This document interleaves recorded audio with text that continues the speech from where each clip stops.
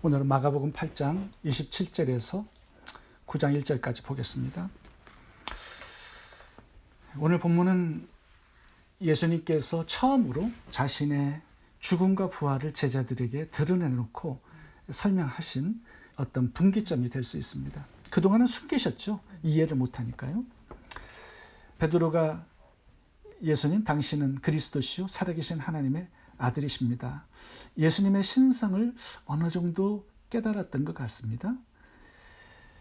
이제 이 순간을 주님이 기다리셨죠. 제자들이 예수님을 하나님으로 알아보고 또 신성을 가지신 하나님이 십자가에 죽는 것을 이해하는 것을 주님께서 상당히 기대를 하셨는데 이제 드디어 그 시점이 온 것입니다. 제가 설교를 하면서 예수님의 신성을 발견하는 것, 믿는 것 굉장히 중요하다고 말씀드렸습니다. 제자들은 그동안 예수님을 하나님으로 믿지는 못했던 것 같습니다. 이제 비로소 예수 그리스도를 하나님으로 이렇게 받아들이고 수용하고 믿기 시작했을 때 예수님은 이제 십자가 죽음과 부활을 가르쳐 주실 수 있었던 것입니다. 이제 십자가에서 죽는 그분이 하나님이라는 것. 예수님의 십자가 죽음과 그 피는 하나님의 죽음과 피라는 것이죠. 이것을 이제 가르쳐 주신 것입니다. 그래야만 그 피가 인간의 죄를 씻는 능력이 있고 또 인간을 피값으로 사서 하나님의 자녀를 만드는 능력이 있기 때문에 예수님을 하나님으로 믿는 것, 여기가 구원의 핵심이 되는 것입니다. 베드로가 예수님의 신성을 고백한 다음에 한 사건이 벌어집니다. 예수님이 십자가 죽음을 베드로에게 알려주셨을 때 이걸 잘 이해를 못했습니다. 왜 죽어야 하는지. 그래서 예수님 죽으시면 안 됩니다. 이렇게 붙들고 설득하는 장면이 나옵니다. 근데 예수님은 이 베드로를 꾸짖습니다. 33절 보겠습니다. 예수께서 돌이켜서 제자들을 보시며 베드로를 꾸짖어 가라사대 사단아 내 뒤로 물러가라. 내가 하나님의 일을 생각지 아니하고 도리어 사람의 일을 생각하는도다. 하나님의 일은 예수님이 죽어서 인류를 구원하는 것이죠. 사람의 일은 뭘까요? 베드로가 지금 사람의 일을 생각하고 있었다라는 겁니다. 그거는요, 예수님이 왕이 되실 때 한 자리씩 하는 이 세상의 성공과 출세, 이것을 목적하고 예수님을 따라다니는데 예수님이 죽어요. 그러면 자신들의 이 꿈과 야망도 함께 죽는 겁니다. 헛수고가 되는 거예요. 예수님 따라다니는 거. 배와 거물도 모든 것들을 버리고 지금 예수님이 왕이 될 그날을 기다리면서 예수님을 섬기고 있는데 예수님이 허망하게 죽으면 모든 것이 수포로 돌아가잖아요. 그래서 절대로 예수님 죽으시면 안 됩니다. 이렇게 말리는 장면이 나옵니다. 그러면서 예수님께서 결론적으로 주시는 메시지가 뭐냐 하면 34절입니다. 무리와 제자들을 불러 이르시되 아무든지 나를 따라오려거든 자기를 부인하고 자기 십자가를 지고 나를 쫓을 것이니라. 예수님을 따르는 이 제자의 삶, 제자의 길은 어떠한 것인가를 이제 설명해 주신 것입니다. 나를 쫓으라, 나를 따르라.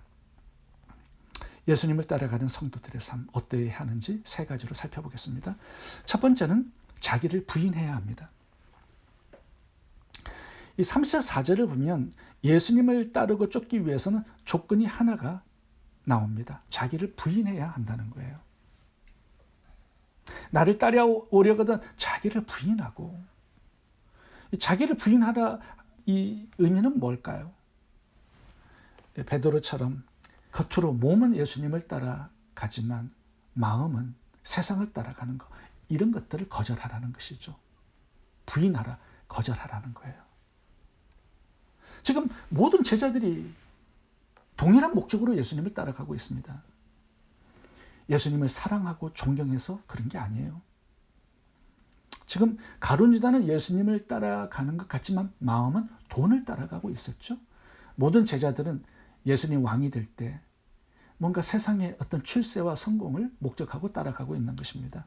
이걸 부인하라고 말씀하는 거죠.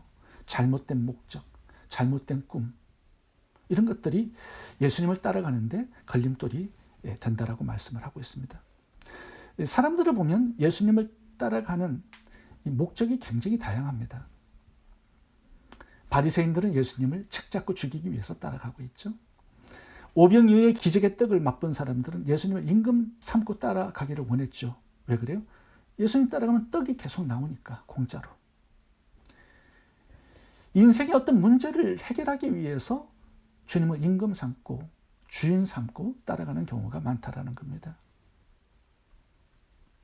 우리들도 마찬가지죠.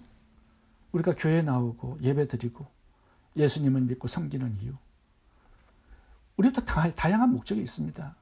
떡이 나오고 내 소원을 이루어 주시고 내 문제를 해결해 주시고 내 사업 잘 되게 하시고 내 가정에 평강을 주시고 어떤 이유와 목적 때문에 주님을 따라가는 것, 이것을 부인하고 거절해야 진정으로 예수님을 따라가는 제자가 될 수 있다고 말씀을 하고 있는 것이죠. 내가 하고 싶은 것들, 내가 이루고 싶은 것들, 이런 것들을 버려야 한다는 겁니다. 제자들은 배와 거물을 다 버리고 예수님을 따라 나섰지만 겉으로는 그런 거죠. 진정으로 마음으로 주님을 따라야 된다는 것입니다. 두 번째, 예수님을 따라가기 위해서는 자기 십자가를 져야 합니다. 성경은 두 종류의 십자가가 있다고 말씀합니다. 예수님께서 우리를 대신하여 져주신 대속의 십자가가 있고요. 또 하나는 우리 자신들이 져야 될 자기 십자가가 있습니다. 오늘 본문에는 내 십자가를 져라는 거예요. 이 십자가를 지라는 것은 어떤 것을 의미할까요? 자기 십자가를 지고 주님을 따르래요.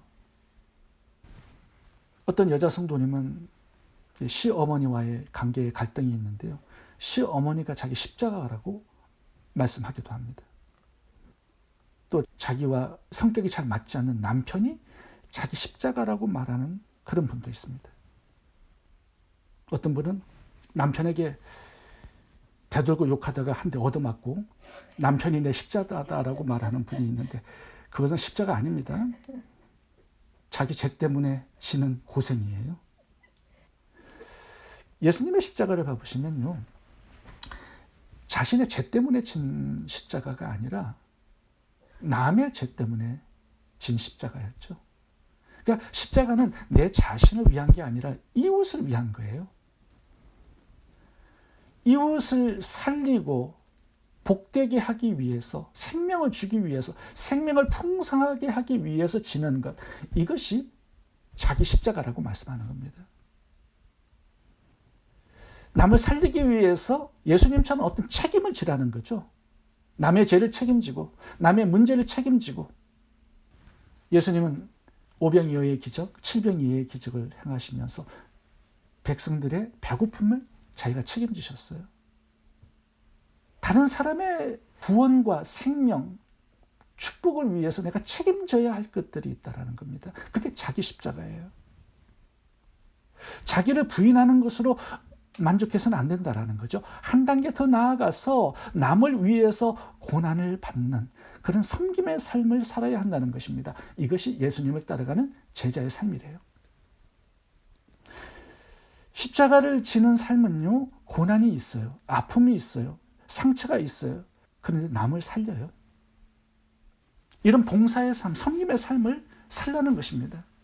한 영혼을 책임지고 구원하기 위해서 애쓰고 희생하고 섬기는 그런 삶, 그게 자기 십자가를 지고 가는 삶이에요. 예수님처럼 다른 영혼들을 살리기 위해서 희생하는 삶. 그 영혼을 내가 책임지는 삶. 십자가는 희생에 따르죠, 물론. 그리고 십자가가 무겁습니다. 홀로 져야 하기 때문에 외롭고 고독합니다. 그리고 십자가는 피를 흘리고 죽어야 해요. 나의 희생, 나의 고난, 나의 수고가 있죠. 그런데 이것 때문에 살아나는 영혼들이 있고 복을 받는 영혼들이 있습니다. 주님의 십자가는 남을 위해 진 것이죠. 우리도 남의 영혼을 위해서 수고하고 희생하고 땀을 흘리고 피를 흘려야 하지 않겠느냐. 이것을 지금 물어보고 있는 거죠. 그러한 이웃을 위한 삶이 나에게도 반드시 있어야 한다라고 말씀을 하는 것입니다. 편안하게 따라오지 말라는 거죠. 십자가는 남을 구원하기 위해서 내 스스로 지는 책임이고 봉사고 선행이고 희생이고 수고입니다. 예를 들어 보겠습니다. 사도행전 9장에 보면 다비다가 나오죠. 이 다비다는 자기 십자가가 있었습니다. 그게 뭐죠? 자신도 가난한 과부인데 다른 과부들을 위해서 옷을 지어서 그들을 섬겨주었습니다. 자기 십자가가 있었던 거죠. 삭개오도 자기 십자가가 있었습니다. 예수님을 만난 후에 자신의 재산을 정리합니다. 그래서 어떻게 합니까? 여리고성에 가난한 사람들을 구제하고 섬깁니다. 이게 자기 십자가였어요. 사도 바울도 자기 십자가가 있었습니다. 이방인들에게 복음을 전하기 위해서 수고하고 땀을 흘립니다. 그리고 목숨을 희생해요. 그래서 교회가 세워졌습니다. 누가도 자기 십자가가 있었죠. 데오빌로 한 사람을 구원하기 위해서 누가복음, 사도행전 2권의 성경을 기록해서 손편지로 보냅니다. 얼마나 힘들었겠습니까? 얼마나 많은 시간이 걸렸겠습니까? 예수님을 전해서 한 영혼 구원하기 위한 자기 십자가가 바로 누가복음, 사도행전입니다. 이 십자가가 있기 때문에 영광도 있는 거예요. 이 십자가가 없으면요, 영광도 없습니다. 그래서 자기 십자가가 있는 것이 복된 것입니다. 세 번째, 주님을 따르기 위해서는 복음을 전해야 합니다. 예수님을 따라가기 위해서는 자기를 부인해야 돼요. 자기 십자가가 있어야 돼요. 그리고 복음을 가지고 복음을 전해야 합니다. 38절 읽겠습니다. 누구든지 음란하고 죄 많은 세대에서 나와 내 말을 부끄러워하면 인자도 아버지의 영광으로 거룩한 천사들과 함께 올 때 그 사람을 부끄러워하리라. 예수님과 예수님의 말씀, 이게 복음이죠. 이걸 부끄러워하지 말라는 거예요. 증거하라는 것이죠. 이 복음을 쫓는 삶이 주님을 쫓아가고 주님을 따르는 삶이에요. 왜요? 주님이 그렇게 살았기 때문이죠. 부끄러워하지 말라는 겁니다. 자랑스러워하고 복음을 나의 영광으로 생각하라는 거예요. 사도 바울이 그렇게 살아갔죠. 영광의 복음이라고 말합니다. 내가 복음을 부끄러워하지 아니하노니 이 복음은 모든 믿는 자에게 구원을 주시는 하나님의 능력이 됩니다. 이걸 드러내고 증거했더니 죽어가는 영혼들이 살아나고요, 지옥 백성이 천국 백성이 되고요, 하나님의 능력이 나타나 영혼들을 살려내요. 그러니까 부끄러워하지 말고 자랑스럽게 증거하라는 것입니다. 자신의 재물, 권세, 성공, 출세, 부귀영화, 학벌, 인물, 이런 것들은 막 자랑하는데 예수님은 부끄러워해요. 자랑하지 않아요. 죽은 자를 살려는 이 복음은 증거하지 않고 자랑하지 않아요. 이거는 예수님을 따라가는 삶이 아닙니다. 예수님을 어떠한 방법으로 증거하고 복음을 드러내는 것, 이것이 모든 우리 성도들에게 맡기신 주님의 사명입니다. 예수님을 따라가는 모든 성도들은 반드시 복음을 증거하는 이 길을 걸어가야만 합니다. 한 사람도 제외되는 사람이 없습니다. 복음 전파는 구원받은 성도들에게만 주시는, 하나님이 사랑하는 사람들에게만 주시는 사명이에요. 가장 큰 축복이고 최고의 은혜고 최고의 하나님의 선물입니다. 무엇과도 비교할 수 없는 이 영광의 복음, 주님 만나는 그날까지 이 사명 붙들고 주님을 따라가고 주님을 쫓는 우리의 삶이 될 수 있기를 바랍니다. 하나님 말씀 몇 가지 읽어보고 마치도록 하겠습니다. 나를 따라오너라. 내가 너희로 사람을 낚는 어부가 되게 하리라. 사람을 낚는 전도의 삶이 없으면 예수님 따라가는 거 아닙니다.